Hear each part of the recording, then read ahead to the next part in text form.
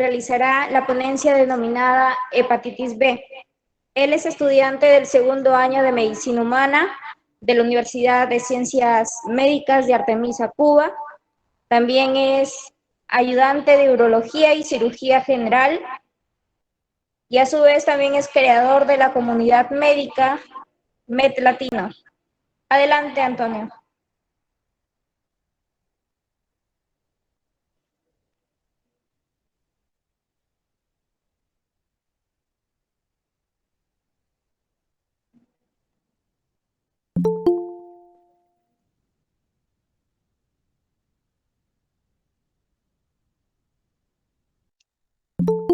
Buenas noches a todos los presentes en el día de hoy.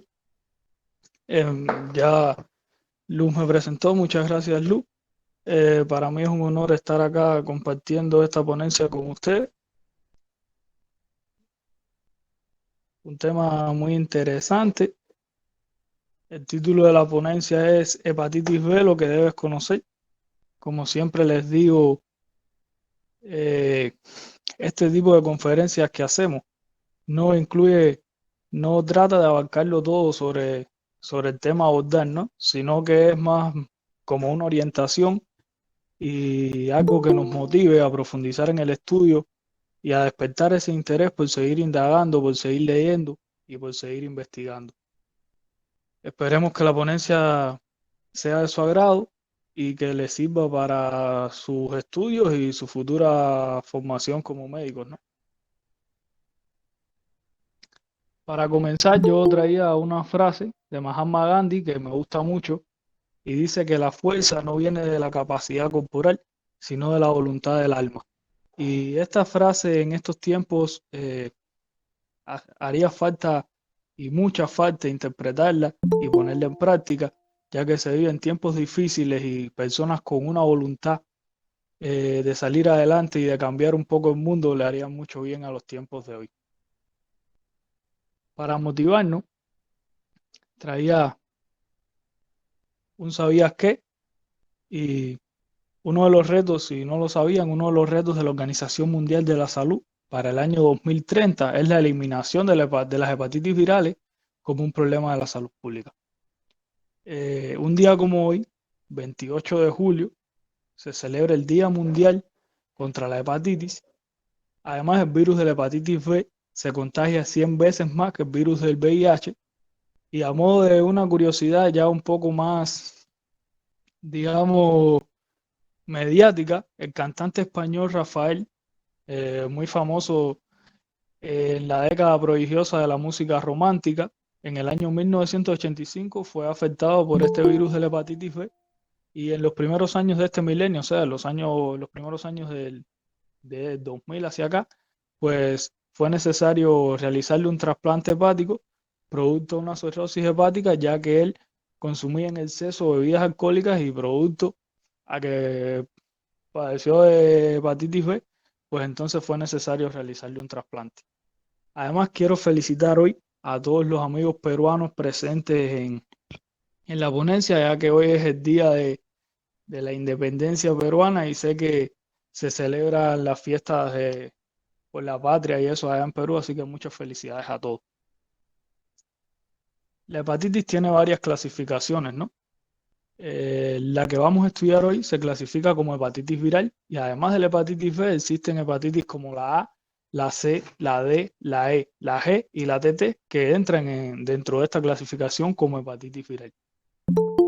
Existen además las hepatitis alcohólicas, las hepatitis tóxicas y las hepatitis autoinmunes. Eh, Pueden evolucionar algunas como agudas, otras como crónicas e incluso las hay que evolucionan o como agudas o como crónicas. ¿Qué es lo que va a diferenciar la evolución de la hepatitis en aguda o en crónica? El tiempo que dure en la enfermedad.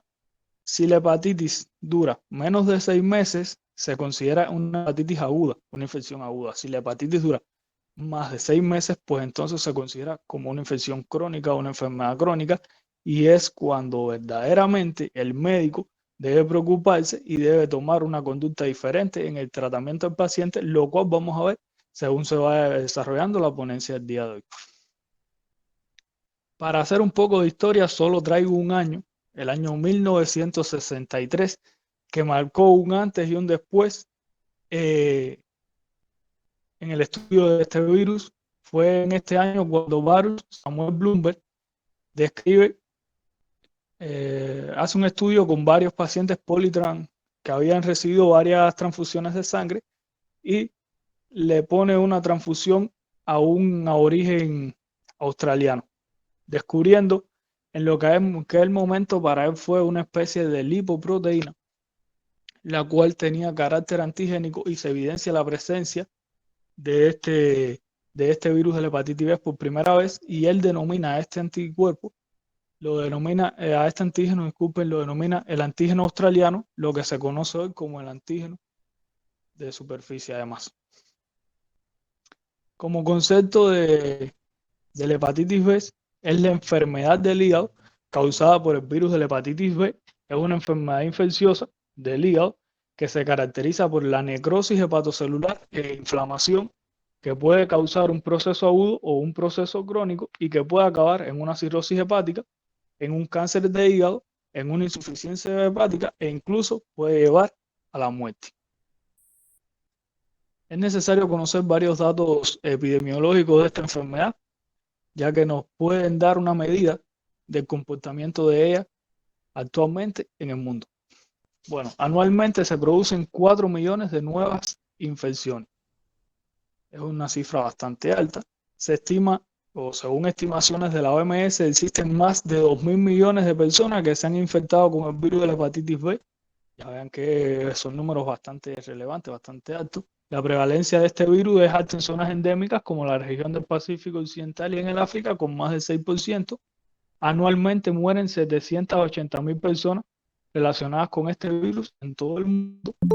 Y actualmente, que es una noticia alentadora, ¿no? Y es algo que le da esperanzas a la población, que le da esperanza al mundo y que ha dado muy buenos resultados. Pues en el mundo se dispone de una vacuna recombinante contra este virus con una eficacia del 95% para prevenir la infección y la aparición de una enfermedad crónica y de cáncer de hígado por el virus de la hepatitis B. Es necesario saber además que en Perú la vacunación universal contra el virus de la hepatitis B se inició en el año 2003 y el Ministerio de la Salud, el MINSA, ha establecido en el 79% el valor basal de referencia para la meta de cobertura de vacunación y en un 95% como la meta de cobertura ideal anual para cada departamento. La etiología del virus es un miembro de la familia Hepa-DNA-Viridae.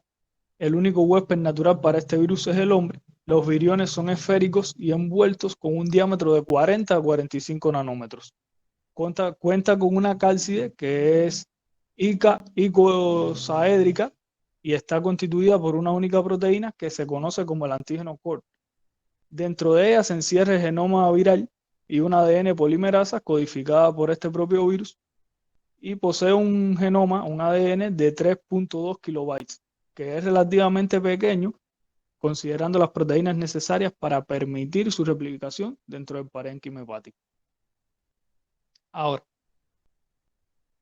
las vías de transmisión tienen 4 clasificaciones. La primera, la vía de transmisión vertical. ¿Cuál es la vía de transmisión vertical? No es más que la vía mediante la cual la madre embarazada le transmite el virus durante el trabajo de parto al recién nacido. Y vamos a ver el pronóstico para estos recién nacidos si contagian el virus más adelante según vaya avanzando la ponencia. Además tenemos la vía de transmisión sexual, la cual no es más que los contagios que ocurren o que pueden ocurrir mediante el contacto sexual, ya sea el tipo de relación sexual que se practique tanto anal, oral como vaginal. Tenemos las vías de transmisión parenteral, que no es más cuando el virus se inocula en el cuerpo, ¿no? A través de agujas, de bisturí, cortadas, pinchazos, con, digamos, objetos que estén contaminados y que el virus entre a nuestro cuerpo y que como puerta de entrada, pues tenga la sangre. Tenemos la vía de transmisión horizontal, que no es más cuando el paciente o cuando la persona se expone al virus en un medio donde hayan personas contagiadas y que se relacionen directamente con él, ya sea en el hogar, en el trabajo, en la comunidad, y donde sea un contacto directo que estemos en peligro de contagiarnos, ya sea a través de la saliva que queda en los vasos donde se toma agua, en los cubiertos, que te presten un cepillo de dientes, que te afeites con la máquina de afeitar de otra persona.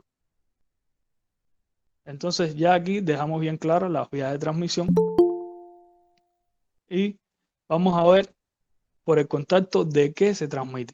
Este virus se transmite por el contacto con sangre, siempre es sangre de pacientes infectados, saliva de pacientes infectados, el semen, las lágrimas en heridas abiertas, por fluidos vaginales y de la madre al bebé durante el parto. Muy importante conocer los factores de riesgo, porque como les digo, las vías de transmisión y estos factores de riesgo van a ser importantísimos para los pronósticos de estos pacientes y para llegar a un diagnóstico positivo, un diagnóstico certero, porque vamos a ver de qué depende, de qué factores depende el diagnóstico para hacerlo correctamente. Ahora, factores de riesgo: hijos de madres infectadas, muy importante, contactos familiares, parejas sexuales de pacientes con infección crónica, las parejas homosexuales, adictos a drogas por vía parenteral. Creo que este es el factor de riesgo más importante de los contagios por hepatitis B en Estados Unidos. Los transfundidos múltiples, trabajadores de la salud. Aquí voy a hacer un alto, ya que los trabajadores de la salud estamos constantemente, no solamente expuestos al virus de la hepatitis B, sino tanto estudiantes como trabajadores de la salud, profesionales del área de la salud, estamos expuestos constantemente a un sinnúmero de enfermedades que se pueden evitar en un alto por ciento si se cumplen todas las medidas de bioseguridad. También las personas que se hacen tatuajes y que se los realizan en lugares que no cuentan con las condiciones higiénicas necesarias, los pacientes de hemodiálisis, los cuales al estar sometidos a un régimen constante de hemodiálisis, pues están constantemente exponiéndose al riesgo de contraer este virus, y los pacientes que reciben acupuntura, como ya les decía, son las agujas que se ponen en el cuerpo y una de las vías de contagio y de transmisión del virus es la vía parenteral. Ahora, el cuadro clínico. Es muy importante también conocer cómo se manifiesta esta enfermedad, porque nos va a permitir llegar a un diagnóstico certero, y en este tipo de enfermedades, mientras más rápido el médico logre diagnosticarla, mejor es el pronóstico para el paciente. El cuadro clínico. Se pueden presentar síntomas como fatigas, náuseas, fiebre baja, la pérdida del apetito, dolores musculares y del estómago, diarreas y dolor de cabeza. Son los más frecuentes.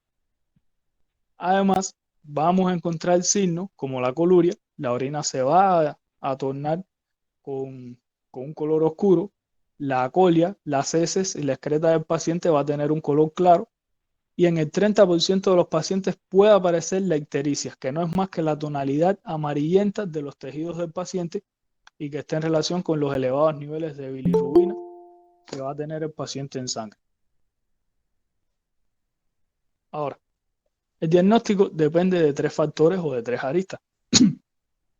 El diagnóstico se va a dividir en diagnóstico clínico, diagnóstico epidemiológico y diagnóstico laboratorio. De estas tres aristas va a partir el diagnóstico positivo del paciente, y es a donde el médico tiene que dirigir sus estudios y sus investigaciones para lograr un diagnóstico positivo lo antes posible. El diagnóstico clínico: un correcto examen físico y un interrogatorio exhaustivo. En el examen físico, pues bueno, el médico puede determinar los signos y los síntomas que mencionamos en el cuadro clínico. Además puede aparecer hepatomegalia y va a haber dolor en el hipocondrio derecho a la palpación, y es alguno de los datos que va a obtener el médico durante el examen físico, ¿no? Ahora, quiero hacer un acto sobre todo en el diagnóstico epidemiológico, porque casi siempre cuando se va a realizar, digamos, un estudio o diagnósticos a pacientes que se exponen a virus, a infecciones, no se le presta la atención debida a la epidemiología. El diagnóstico epidemiológico no es más que ver si hay un genio epidemiológico en el hogar del paciente, en el puesto laboral, en la comunidad, si es estudiante en su aula. Bueno, si el paciente estaba expuesto al virus, pues tiene más probabilidades de padecer de la enfermedad que una persona que no. Si el paciente pues cambia frecuentemente de pareja y realiza, digamos, las relaciones sexuales son desprotegidas sin usar condón, pues también está más expuesto al virus.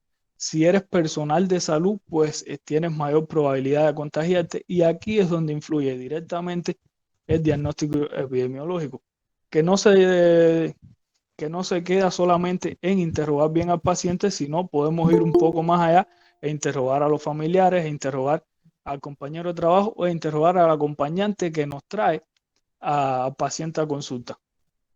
Y los exámenes de laboratorio, que no puedes dejarlos hacia lo último, son menos importantes. Decir que acá en los exámenes de laboratorio no vamos a hacer un hincapié, digamos, no vamos a ser profundos a la hora de explicarlo, porque es una temática bien compleja y que requeriría mucho tiempo, y lo que se pudiera hacer otra ponencia para esto, ¿no?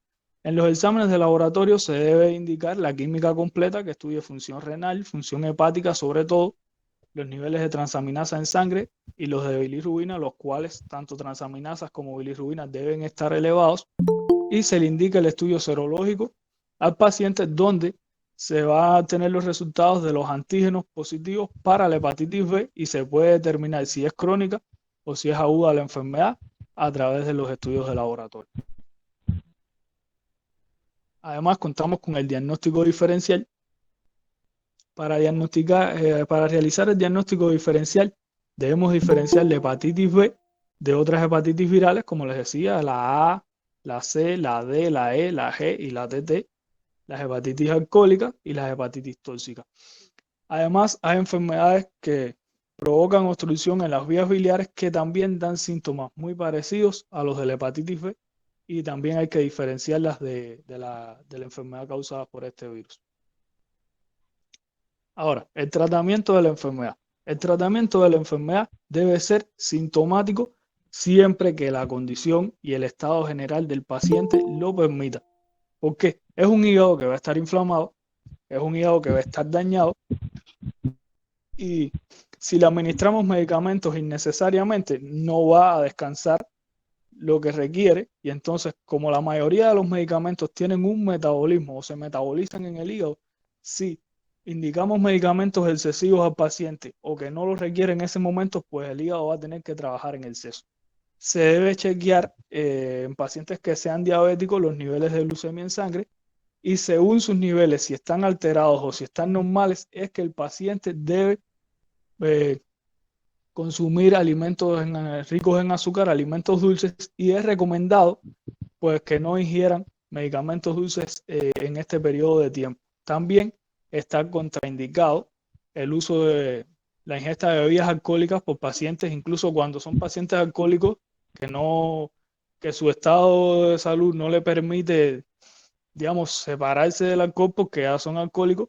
Pues se recomienda interconsulta con psiquiatría o grupos de apoyo para lograr que en este tiempo, mientras el paciente se recupere, pues no consuma bebidas alcohólicas. Además, se recomiendan medidas generales como el reposo, abundante líquido, no comer comidas ricas en grasas, sobre todo grasas animales, eh, evitar el consumo en exceso de todos los alimentos, sobre todo comer poco, y una dieta no tiene que llegar a ser líquida, pero sí se debe tratar se debe tratar por todos los medios de que no se consuma carne roja. Ahora, si el tratamiento sintomático no logra que el paciente mejore, pues entonces ya se determina el uso de antivirales y se manejan las complicaciones. La mayoría de los casos de hepatitis B evolucionan favorablemente y solucionan por el mismo organismo que es capaz de eliminar el virus, ¿no? En un tiempo menor a 6 meses. Cuando evoluciona a un estadio crónico, pues ya es que requiere el uso de antivirales y el manejo de las complicaciones, porque el virus de la hepatitis B, como ya les decía anteriormente, puede causar dentro de sus complicaciones la cirrosis hepática, que ya lo vamos a ver ahora, las complicaciones que causa el virus digamos, en la diapositiva siguiente, y entonces, según las complicaciones que traiga esta etapa crónica del virus, pues entonces va a ir dirigido el tratamiento. Como ya les decía, en las complicaciones aparece la cirrosis hepática y todos sabemos que el cuadro de cirrosis hepática no viene solo. Esa distorsión del hígado, de la arquitectura hepática, va a venir acompañado muchas veces de hipertensión portal, de ascitis, de edema en miembros inferiores y puede incluso venir acompañado en estadios más avanzados de insuficiencia renal. Esta cirrosis hepática pues se van a tratar sus complicaciones y puede evolucionar además hacia un hepatocarcinoma y ya entonces el paciente va a requerir además de tratamiento oncológico y esto puede evolucionar a una insuficiencia hepática. En estos casos donde hay hepatocarcinoma e insuficiencia hepática ya son estadios terminales y el paciente, si cumple con los requisitos, pues va a requerir de un trasplante hepático. Si el paciente va evolucionando y es imposible realizarle un trasplante de hígado, pues entonces esta enfermedad dentro de sus complicaciones de las más graves puede ocasionar la muerte. Ahora, a la hora de dar un pronóstico, el factor más importante es la edad. ¿Por qué? Se dice que los pacientes, que la vía de transmisión es la vía que ocurre durante el parto, la vía vertical, cuando la madre da a luz a un recién nacido y él se contagia aquí, pues el 90% de los casos va a evolucionar hacia una hepatitis crónica. Ahora, cuando son niños de 5 a 10 años, pues se dice que del 10 al 15% va a evolucionar hacia una hepatitis crónica y en edades adultas solo el 5% de los pacientes o de las personas que se contagien con el virus de la hepatitis B van a evolucionar hacia una hepatitis crónica. Para realizar un pronóstico favorable, si tiene la hepatitis activa, pues va a ser favorable porque es seña de que se va a estar defendiendo el paciente de este virus y es seña de que el proceso aún es agudo.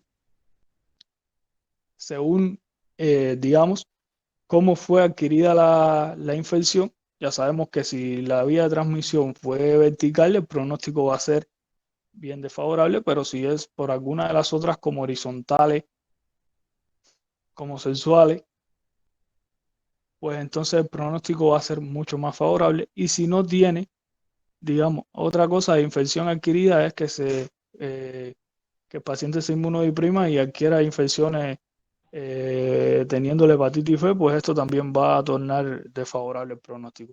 Si tiene algún otro virus relacionado como el VIH o como otro virus de la hepatitis, pues entonces el paciente va a tener un pronóstico desfavorable.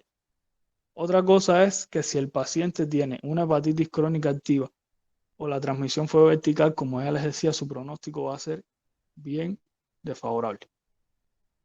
Ahora, yo creo que lo más importante de esta conferencia, a modos generales, ¿no? Que les decía que iba a ser una conferencia de generalidades, es hablar sobre las medidas para prevenir el contagio de la hepatitis B. Tenemos una vacuna, el mundo cuenta con una vacuna que tiene una efectividad del 95% para lograr evitar la transmisión y el contagio de esta enfermedad. Y entonces creo que este es uno de los eslabones o el eslabón principal para lograr la prevención de esta enfermedad. Hay muchos países donde el contagio por la hepatitis B es bien frecuente, incluso se consideran como endémico, como una enfermedad endémica y que más del 8% ocurre en la población está contagiado. Entonces, si vas a viajar a países así, puedes recomendarle que realice o que completes tu esquema de vacunación para la hepatitis B y esto va a evitar que sufras un contagio. Ahora, otra medida bien importante es mantener una relación en las relaciones amorosas estable, una pareja estable y realizar las relaciones sexuales protegidas usando condón. Es muy importante también. Además, el control prenatal se debe a toda embarazada, tanto a la mamá como al papá, realizarle estudios de laboratorio serológicos y con un perfil de química completa. Porque si tanto la madre como el padre son positivos a la hepatitis B, pues entonces las medidas generales o las medidas que se van a tener en cuenta durante durante el parto van a ir destinadas a que este bebé nazca sin contagiarse por este virus, porque ya saben que el peor pronóstico para los pacientes que padecen de hepatitis B es cuando la vía de transmisión es la vía vertical. El control prenatal, que cuando el bebé nace y la mamá es portadora del virus de la hepatitis B, en menos de 12 horas, o sea, en las primeras 12 horas de vida de ese recién nacido, va a recibir su primera dosis de la vacuna recombinante contra la hepatitis B. Muy importante, y hacía referencia cuando hablaba de los factores de riesgo, es cumplir estrictamente las medidas de bioseguridad en el personal de salud. Aquí radica el autocuidado de nosotros como personal de salud. No es dejar de tocar al paciente, no es dejar de atender al paciente correctamente como él se merece, pero cuando un paciente llega a consulta, no sabemos qué enfermedad puede traer, no sabemos qué virus puede traer, no sabemos por qué él asista a consulta. Y nosotros, si nos realizamos estudios periódicos, pues sabemos la condición de salud que tengamos. Entonces, para evitar infecciones cruzadas, tanto de nosotros hacia el paciente como del paciente hacia nosotros, pues debemos cumplir estrictamente con las medidas de bioseguridad, usar guantes, lavarnos las manos, el gel antibacterial y demás medidas que están establecidas en cada hospital, en cada centro de salud, para evitar el contagio tanto del personal de salud como de los pacientes que asisten a recibir atención en los centros destinados a esto. También obtener sangre segura. Es muy importante los estudios que se realizan para escoger los donantes sanguíneos, los donantes de sangre en cada banco de sangre en el mundo, para obtener sangre segura, ya que esta sangre está destinada para salvar vidas, ¿no? Para en las transfusiones. Si esta sangre no es segura, pues puede contagiar a través de una transfusión a pacientes que estén sanos, y entonces si evoluciona eh, a crónica la hepatitis provocada por esta transfusión de sangre, pues va a ir en contra del estado de salud de este paciente. Además, se recomienda como una medida de prevención evitar compartir objetos personales. Objetos personales, como ya les decía, una máquina de afeitar, como un cepillo de dientes, como el vaso de tomar agua, los cubiertos que no estén bien limpios, si no se deben compartir. Recuerden que la vía de transmisión y los factores que inciden en la transmisión de este virus, pues, y las vías de transmisión se encuentra la saliva, el semen, la sangre, las lágrimas, digamos que todas las secreciones corporales en un paciente infectado pueden contagiar a las personas que entren en contacto con estas secreciones corporales, ¿no? Bueno, hay una frase de motivación, la cual me ha servido mucho a mí en este año y medio que llevo en la carrera de medicina, y la cual aprecio mucho haberla encontrado y tenerla conmigo desde las primeras semanas que comencé en este lindo mundo y sacrificado de estudiar medicina. Dice que si todos se rindieran por no lograr algo a la primera, no existirían antibióticos, vacunas o trasplantes. Por eso, falla, aprende y repite. Las consideraciones finales no son más que la hepatitis B es una enfermedad infecciosa del hígado causada por el virus de la hepatitis B, que está caracterizada por la necrosis hepatocelular e inflamación, la detección temprana de infección crónica por el virus de la hepatitis B, que es de suma importancia por sus desenlaces, y que es muy importante profundizar en el interrogatorio del paciente infectado a la hora de realizar su diagnóstico, como les decía, el diagnóstico epidemiológico. Y además es importante tener presente los grupos de riesgo de la infección por el virus de la hepatitis B. Y ya para terminar, hay una frase que dijo Lao Tse que dice que 10 gramos de prevención valen más que 1 kilogramo de curación. La prevención en sí debe ser la medicina misma. Si se puede lograr que un paciente, que una persona sana no se enferme, pues es una victoria. No es lo mismo evitar enfermarse que curar al enfermo. Agradecerles a todos los presentes por la presencia hoy en la conferencia, y para mí que ha sido un honor pues poder tener esta experiencia de dictar una ponencia. Y nada, si tienen alguna duda o algo, pues la dejan por acá por el chat y estamos dispuestos a aclararla. Muchas gracias. ¿Alguna pregunta que quieran realizar al ponente? Pueden escribirlo por medio del chat de Meet. Y recordarles que al finalizar la ponencia se estará enviando el link de asistencia y el link de trivias.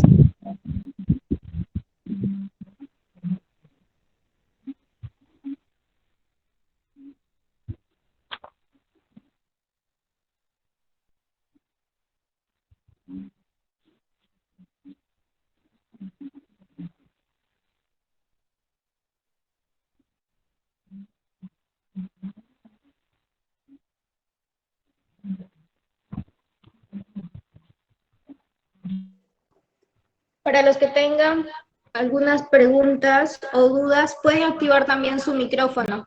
O de lo contrario, escribir por el chat.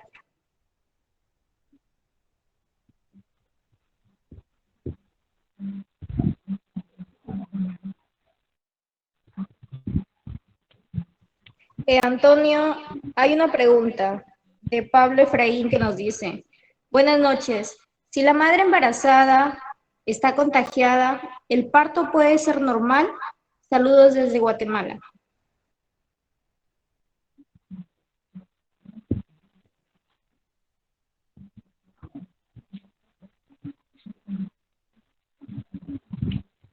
A ver, recuerden que les decía que como medidas de prevención está el control prenatal. Entonces, si una madre está contagiada en el momento del parto, ya digamos que la atención de salud que va a recibir ya pues sabe que la madre está contagiada.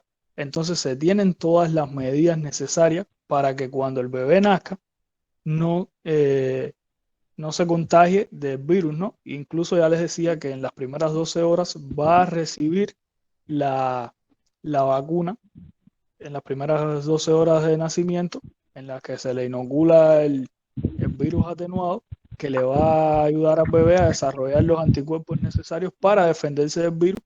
Y el pronóstico en estos bebés, pues es favorable, ¿no? Ahora, sería desfavorable si el bebé se contagia por algún accidente o por algo que puede ocurrir en el parto. Así que no está contraindicado que la madre tenga un parto normal.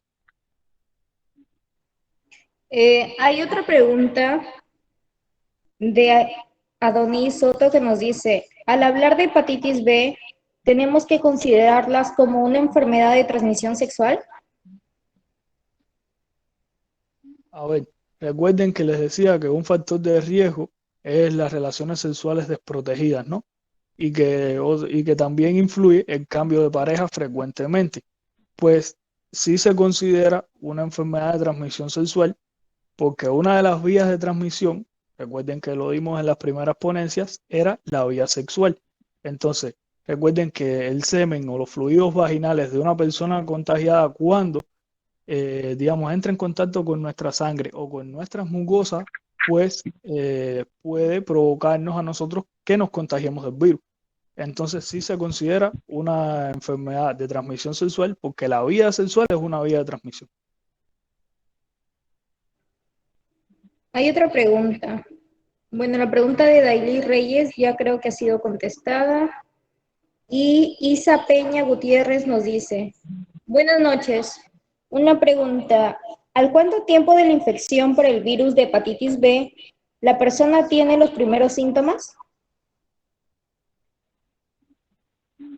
A ver Isa, hay estadísticas que dicen que el 70% de las personas que padecen de este virus, pues lo padecen de manera asintomática, o sea, que no presentan síntomas, ¿no? Entonces, este 70% que va a padecer de esta enfermedad, la padece de manera subclínica sin presentar síntomas, ¿no? Después se dice que hay un 30% que va a presentar ítero y menos del 1% va a evolucionar con una falla aguda. Esto es en pacientes adultos. Pero los síntomas, el cuadro de la hepatitis B puede presentar síntomas a partir de de la sexta semana hasta el sexto mes. Se dice que de 60 a 180 días luego de haber contagiado la enfermedad puede empezar a presentar síntomas el paciente. Hay pacientes que no te van a presentar síntomas muy fuertes. Recuerden que cada paciente es un mundo diferente, por decirlo de alguna manera. Y entonces, los síntomas que casi siempre va a presentar era lo que les decía: náuseas, fatiga, dolores musculares, dolor de cabeza, dolor de estómago y signos como la coluria y como la colia. Y no es muy frecuente que el paciente con hepatitis B presente ictericia, que es la tonalidad amarilla de los tejidos corporales, siendo solo el 30%, como les decía. Además, estos pacientes van a padecer y van a tener inapetencia. Y entonces por ahí es que va la presentación de la enfermedad con los síntomas y demás y el tiempo en que debe presentar. Hay otra pregunta de Daily Reyes que nos dice, ¿cuántas fases presenta esta enfermedad?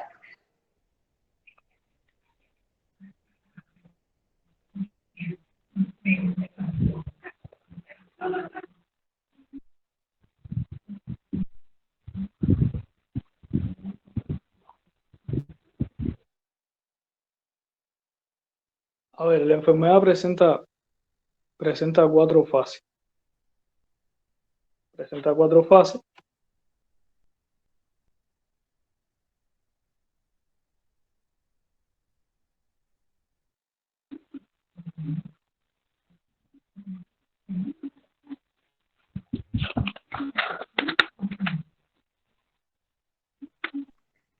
Hay una pregunta de Audisoto que nos dice, ¿cuánto tiempo puede durar la enfermedad en el paciente si es tratado tempranamente?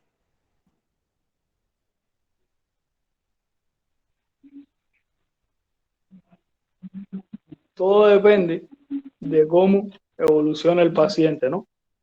A ver, si el paciente evoluciona a una enfermedad aguda, a una hepatitis aguda, pues entonces en el periodo de 6 meses, luego de haberse contagiado la enfermedad, debe de recuperarse e incluso debe recuperarse sin uso de medicamentos, sin uso de tratamiento.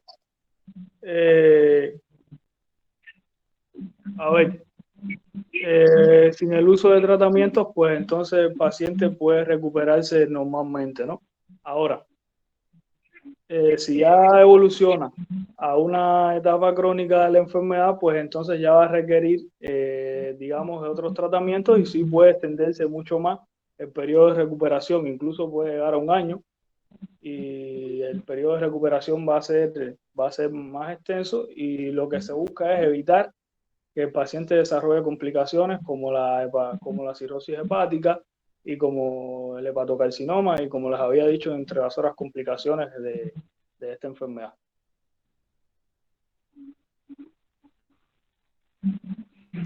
¿Alguna otra pregunta?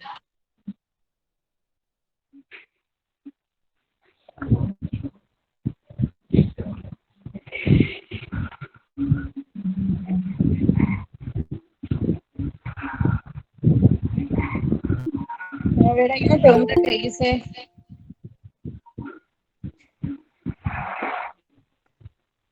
¿qué secuelas puede dejar? A ver, dentro de las secuelas que puede dejar la enfermedad, pues aparece también las complicaciones, ¿no? Pues puede dejar al paciente con una cirrosis hepática, la cual no tiene por qué evolucionar hacia un hepatocarcinoma. Puede dejar un hepatocarcinoma, puede dejar al paciente con, digamos, con insuficiencia hepática, puede dejar al paciente con una esteatosis hepática, y entonces son complicaciones de la enfermedad, pero que quedan como secuelas incluso cuando se resuelve la enfermedad, ¿no? Cuando recibe tratamiento y es curado el paciente de la enfermedad, puede quedar esto como secuela. Incluso pacientes que han padecido de hepatitis B, se recomienda que eliminen la ingesta de bebidas alcohólicas de por vida, porque esto lo puede provocar daños severos al hígado y entonces no tienen que quedar como secuelas la cirrosis, la insuficiencia y estas enfermedades. Y si consumen bebidas alcohólicas, pues esto sí le puede provocar que desarrollen una de estas complicaciones que desarrollen estas complicaciones como una secuela. Y la última pregunta nos dice, en el hipotético caso de una recidiva, ¿cómo se procede?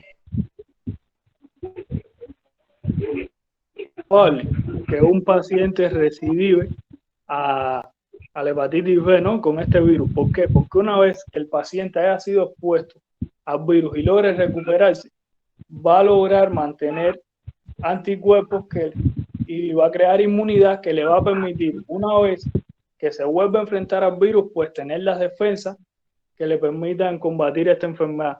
Porque esa es la base y ese es el principio de la vacuna que se usa para combatir esta enfermedad a nivel mundial. Así que es muy poco probable una recidiva. Eh, Muchas gracias, Antonio. Creo que esas han sido todas las preguntas por el día de hoy. A nombre del Comité Permanente Académico CIEMBE, agradecemos a Antonio Lamela por su excelente ponencia y también por aclarar las dudas a los participantes. Esperemos verte en próximos eventos. Muchas gracias, Antonio. No, en realidad, gracias a ustedes por la oportunidad brindada, ¿no? Y gracias a todos los presentes en el día de hoy por el interés mostrado y por la presencia acá. Así que ha sido un placer para mí. Que tengan buenas noches todos.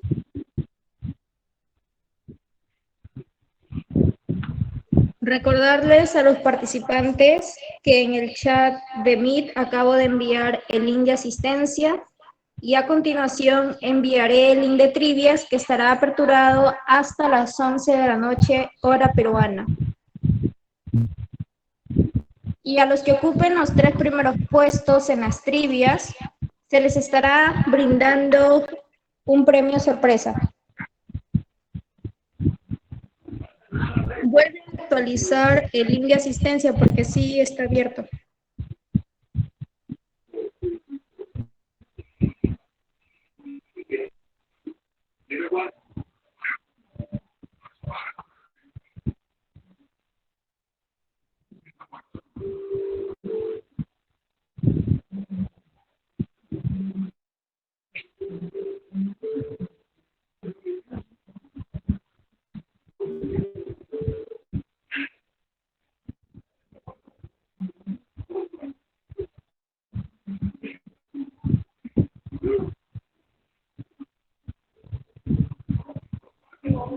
Vuelvo a recalcar, el link de asistencia, tanto como el link de trivias, ya les acabo de enviar.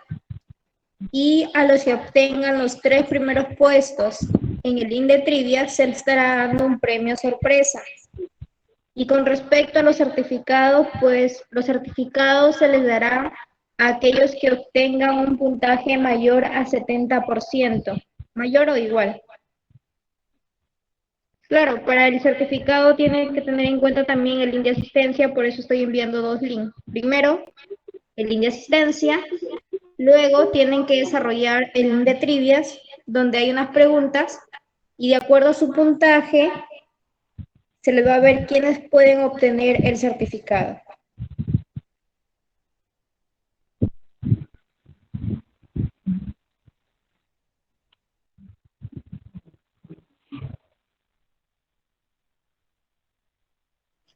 Para que abra el link de trivias tienen que registrarse con su correo y luego poner sus nombres completos.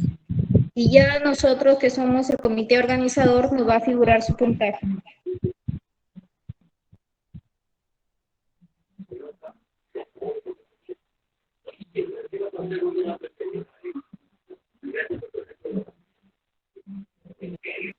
El link de trivias estará aperturado o estará abierto hasta las 11 de la noche.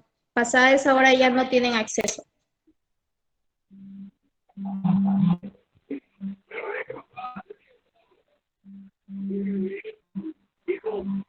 Vuelvo a recalcar. Para que puedan entrar al link de trivias, tienen que registrarse con su correo, de lo contrario no se los va a aperturar.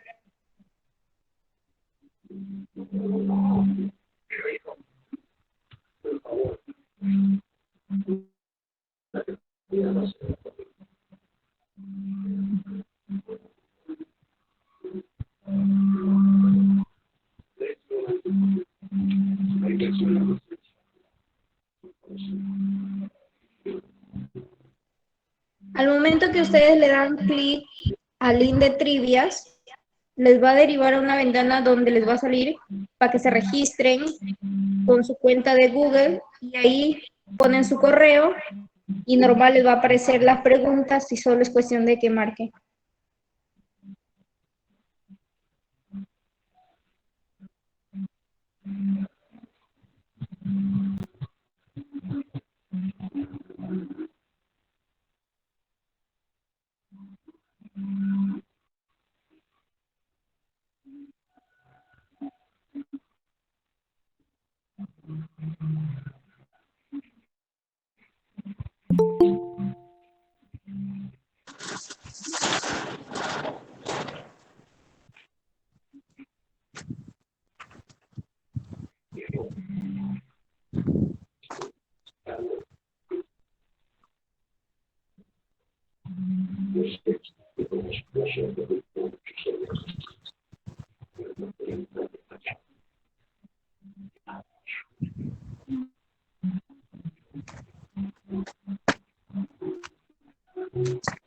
Ya volví a enviar el link de asistencia y el link de trivias.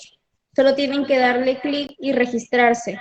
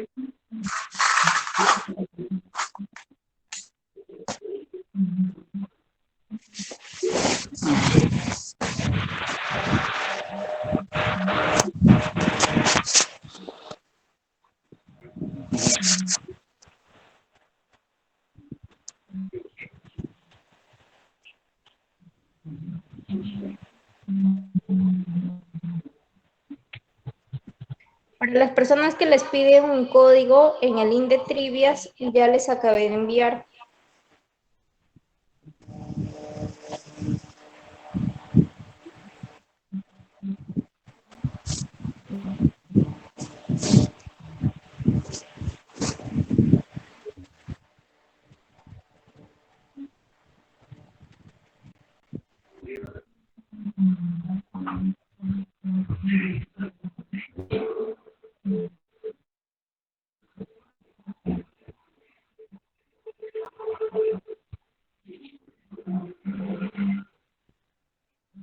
Hasta ahorita van respondiendo 21 personas. Eso significa de que el link de trivia sí está normal abriendo.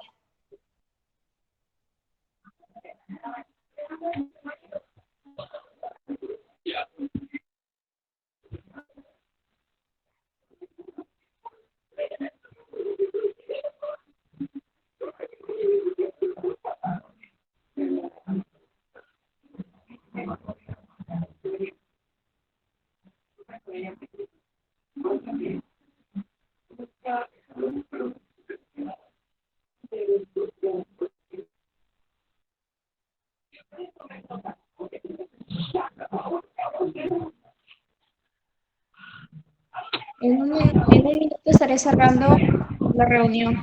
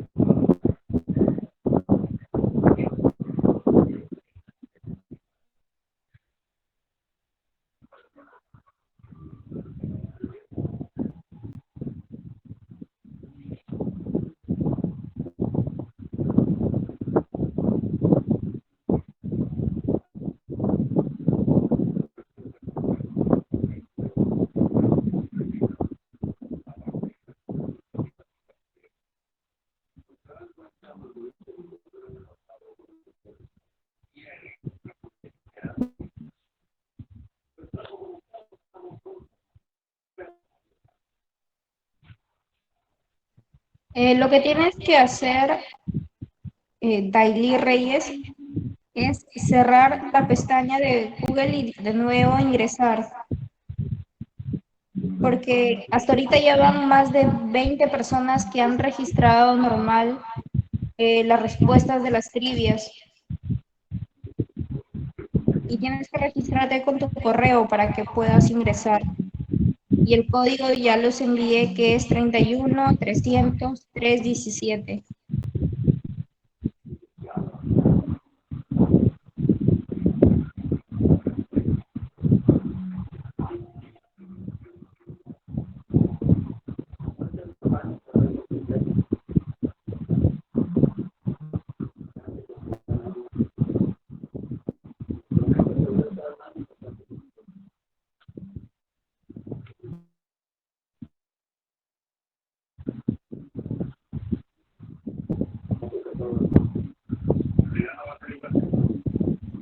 Damos por culminado la reunión, agradecemos a cada uno de los participantes y muchas gracias. Y con respecto a los 3 primeros puestos, lo estaré difundiendo por el chat del grupo de hepatitis B.